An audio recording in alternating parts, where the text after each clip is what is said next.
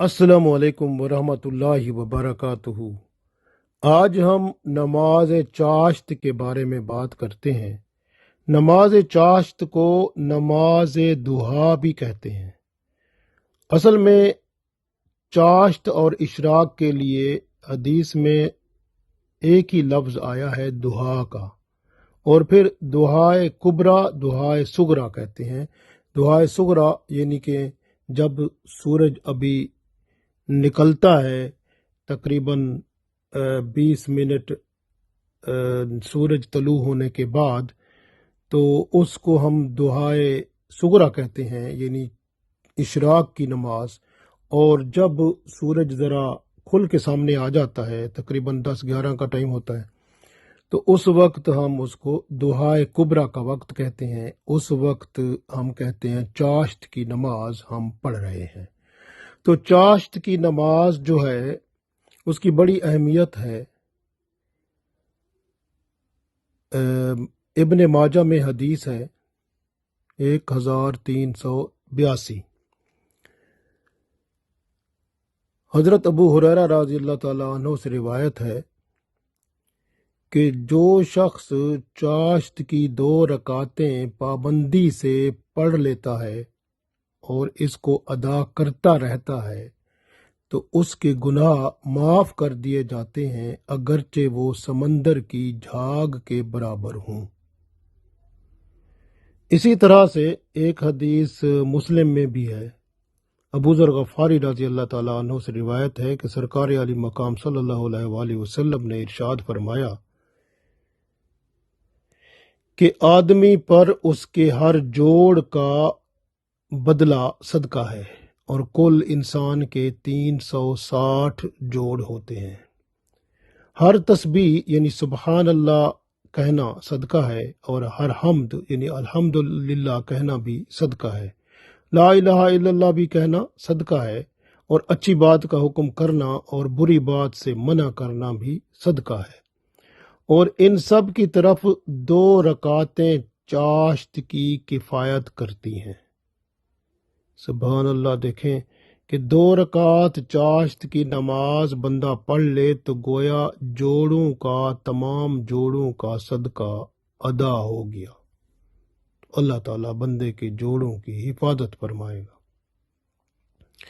इसी तरह से अबू ज़र गफ़ारी रज़ी अल्लाह ताला अन्हु से रिवायत है, तिरमिज़ी शरीफ में है कि आप सल्लल्लाहु अलैहि वसल्लम इरशाद फरमाते हैं, ए इब्ने आदम, शुरू दिन में, यानी ये हदीस कुदसी है, अल्लाह ताला इरशाद फरमाता है, ए इब्ने आदम, शुरू दिन में मेरे लिए 4 रकातें पढ़ ले, आखिर दिन तक मैं तेरी किफ़ायत फरमाऊंगा।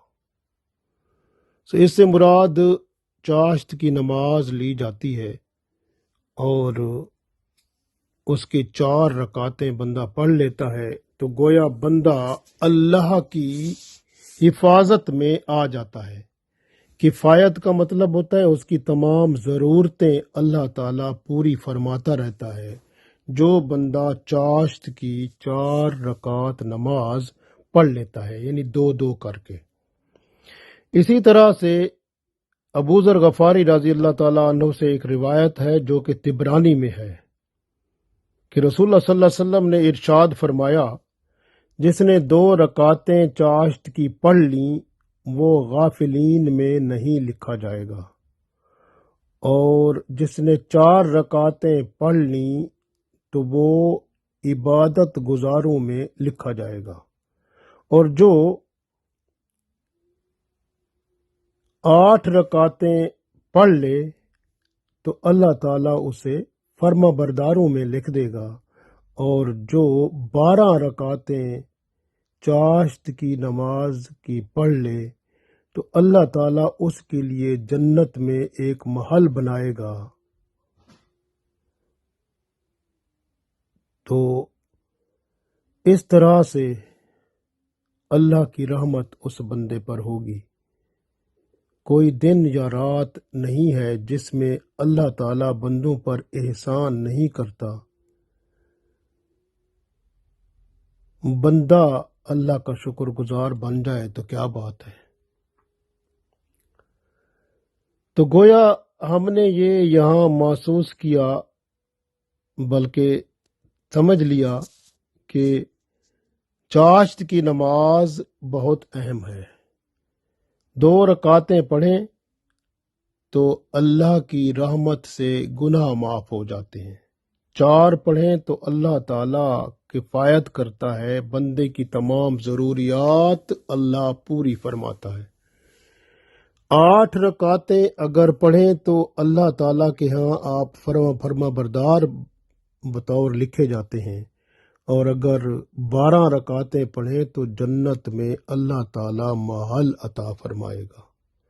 تو چاشت کی نماز کی بڑی اہمیت ہے، اور تاریخ کی کتاب میں آتا ہے کہ موسیٰ علیہ السلام جو ہیں ان کو بھی اللہ تعالیٰ نے یہ چاشت کی نماز کا حکم فرمایا تھا، تو وہ بھی اس نماز کی پابندی کیا کرتے تھے، اس لیے کہ یہ نماز رزق کو فراہم کرتی ہے، فکر و فاقہ کو دور کرتی ہے، اور بندے کی ضروریات جو ہیں وہ اللہ غیبی طور پر پوری فرماتا ہے، اور بندے کو اللہ تعالیٰ بہت نیکیاں اور اجر و ثواب بھی عطا فرماتا ہے۔ اور جو شخص چاشت کی نماز پر قائم و دائم ہو جاتا ہے، اللہ تعالیٰ اس کے گناہ بھی معاف فرما دیتا ہے، اور اس کو جنت میں خاص محل بھی عطا فرماتا ہے۔ تو یہ اللہ تعالیٰ کی رحمتیں ہیں۔ ترمذی اور ابن ماجہ میں ایک حدیث ہے کہ جس نے چاشت کی 12 رکعتیں پڑھ لیں، اللہ تعالیٰ اس کے لیے جنت میں سونے کا محل بنائے گا۔ تو یہ کتنی بڑی بات ہے۔